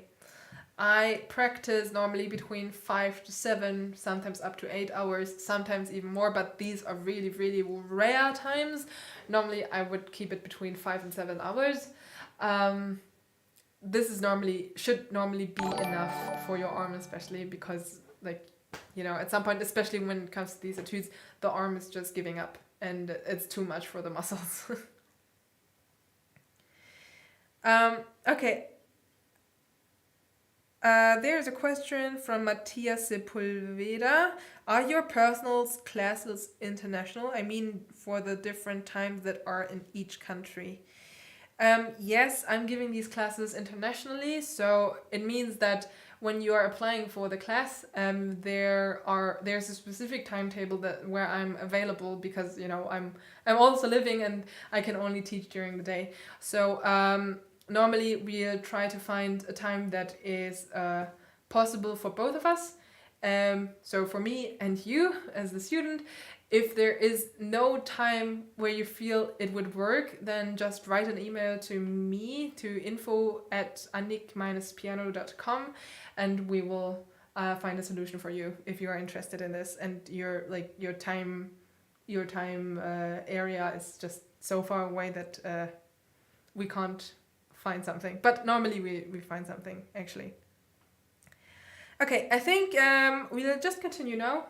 I'll play the rest of Opus 10 and then we'll continue with Opus 25. Da.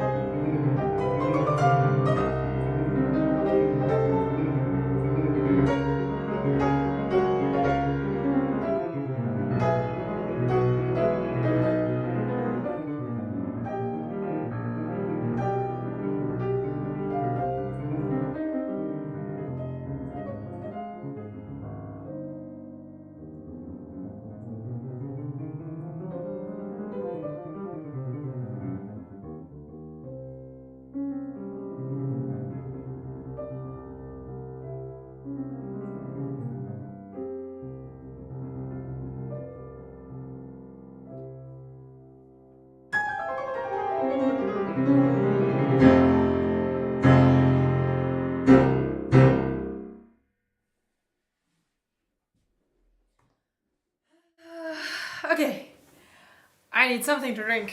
Wait a second.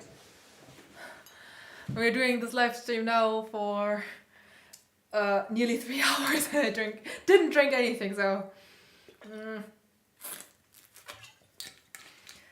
I'm starting to sweat a little bit.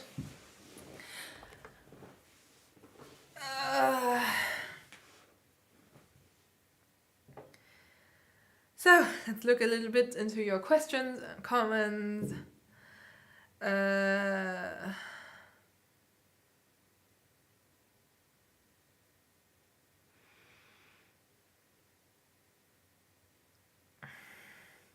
Okay, so basically how we are going to continue now is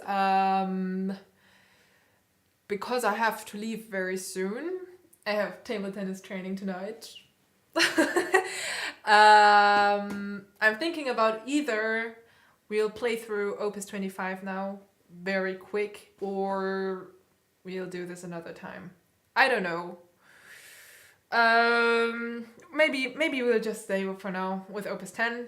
And on Sunday, actually, I was planning to do a run through Opus 10 and Opus 25, like a real concert, here again on a live stream. Sorry. At maybe 8 p.m, just the same time as my concert exam is going to be. Yeah, and I would be happy if you are joining me then again. Now we can do a little bit more of Q&A, and I think that's enough for today.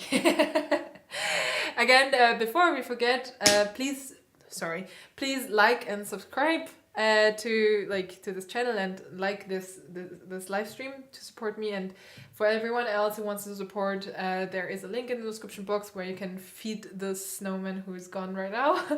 And you can also use the super chat. Just a little reminder here. Okay, someone wants to have Opus 25 fast. Okay, just give me like 5 minutes and then we can do a little run through Opus 25. I think it could be a good exercise for me as well. Okay, someone is asking, where does Heart of the Keys come from? Heart of the Keys is, actually, I just translated it very easily from the German into English.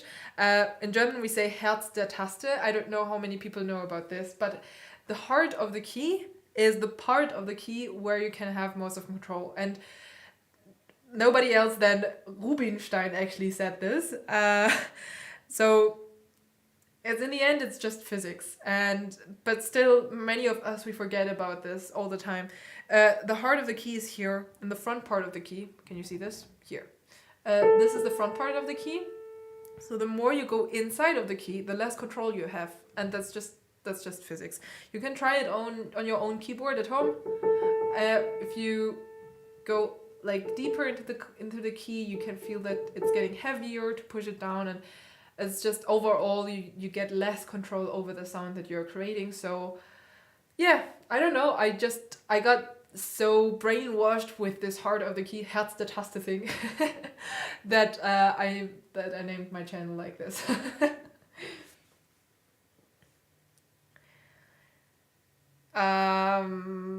Can you play Ständchen by Schubert or Liszt?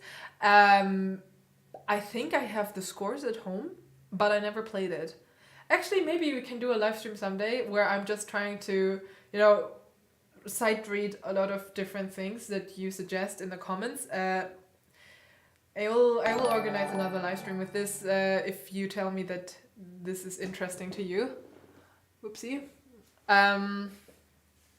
Just let me know in the comments if you would be interested in this kind of live stream.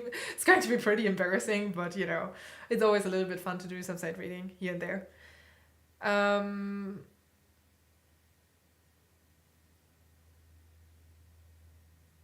What's your phone case? That's actually a present of my sister. Oops, she looks exactly like me, doesn't she? Well, yes, it's... Oopsie, no, the camera lost me. This is a present of my sister that you saw in other videos. And yeah, I like the way this girl looks on the case. I actually also have like little boring cases. I had one that was very exciting. It was glittery and it had like pink and a lot of there was some liquid inside and there were like all these glitter stuff. So you can just move around your phone and the glitter would move as well, and on the side it was completely full with rhinestones. It was so fancy and so over the top, but I loved it. What's your plan after the last exam? My last exam is going to be in January, so this upcoming exam in October is just my second exam, and then there's going to be a third exam, which is an orchestra exam. So I'm going to play a piano concerto there, which is the Kalkbrenner piano concerto. Anyway, so after this exam, I'm finally done with all the university stuff, and I can just concentrate on what I'm already doing. Basically, I will just concentrate on giving concerts and continuing doing my piano career. And also I will continue here on YouTube and on Instagram, of course, like on all the social media stuff, because I think it's very important nowadays as an artist in general to be present and to, interact with people, with the people who are interested in your art. And in my case, in my music, it's not really my music, but it's in my playing. Anyway, I think it's very important to have this interaction and to communicate with people, because especially for classical music, there are so less people actually talking to younger people, the younger generation. What is so interesting about classical music? I mean, Two Set Violin is doing a great job, and I love them. They are awesome, and they definitely inspired me to start my own YouTube channel as well. But I think there needs to be more talked about classical music, because classical music has so much to offer, also to young people. As I said before, the composers, when they composed these pieces, they were not much older than us now. Like people who are around 20 years, between 20 and 30, this is the time when the composers were composing so much and so great masterpieces. Like, of course, there are also composers who composed later, like when they were much older, things that are still fascinating. But if you look at Mozart, if you look at Chopin, both of them died very early, like at the age of 36. So the time frame when they composed all the stuff, and for example, Opus 10, Chopin composed when he was around like 20, 21. This is something for young people. Of course, you can still play it when you're older. It just sounds differently. But I think it's so interesting to, just see how composers were feeling at the same age that I am. How do you get gigs as a concert pianist? That's a great question. And there are different possibilities, like different opportunities how to do this. Either you're getting invited by a concert organizer, which is the best case, because then you don't have to organize anything. You just go there, you play, you get your money, and that's it. Or you can organize your own concerts. Like you can book a concert hall. You can do all the advertisement for the concert on your own. You can sell the tickets on your own and everything. And that's something that I am planning to do more in the future for myself. Just trying to organize concerts somewhere. So, I mean, I can see in the YouTube analytics where most of you are, and I can always ask you directly where you want me to go and play a concert, for example, and then I could just book the concert hall and invite you there. But then again, as I said, I would also do it like organizers just inviting me to come. This is how you get the concerts, basically. Do you have any advice on Liszt Concerto number 1? That's a good question. You have to be a little bit crazy to play this piece, actually. And you have to be a little bit into, I don't know, film music is maybe the wrong word for this, because film music is after, like many years after Liszt. But Liszt is like the beginning of film music, let's say. It's starting to have we say Programmmusik. So there's some program, there is something happening inside of the music. You can hear different characters interacting. There's something developing in the music. You can really imagine. You can really imagine a movie happening there when you're playing this. And yeah, this is definitely one of the most important things. Like really have a story that you want to tell, and different characters that you want to work out. And then I think it's going to be a lot of fun to play this piece. Okay, guys, I don't have so much time left, so I will just do a little run through Opus 25. Afterwards, I hope there will still be a little bit time to, do a little bit of Q&A, and then we are done for today. Again, don't forget, the snowman will be very happy if you feed him a little bit. There is a donation link in the description box where you can donate a little bit money. I'm happy about every cent that we are getting here. As I said, we are planning to have a third camera here. I'm working with 2 cameras right now, and it would be cool if we have a third camera that can film the hands only, like directly and more detailed in the future. So if you want to support me there, you can feed the snowman that you will see in a second, and just use the link in the description box, or you can use the super chat as well, or you can go on Patreon and support me there. Okay, let's go. Opus 25.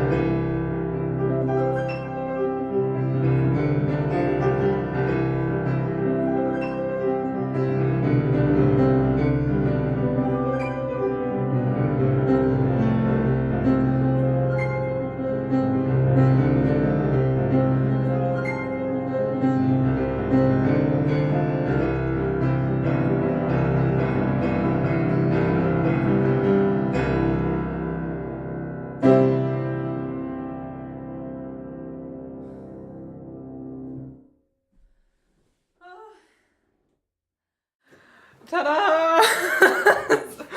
I'm sweating like hell.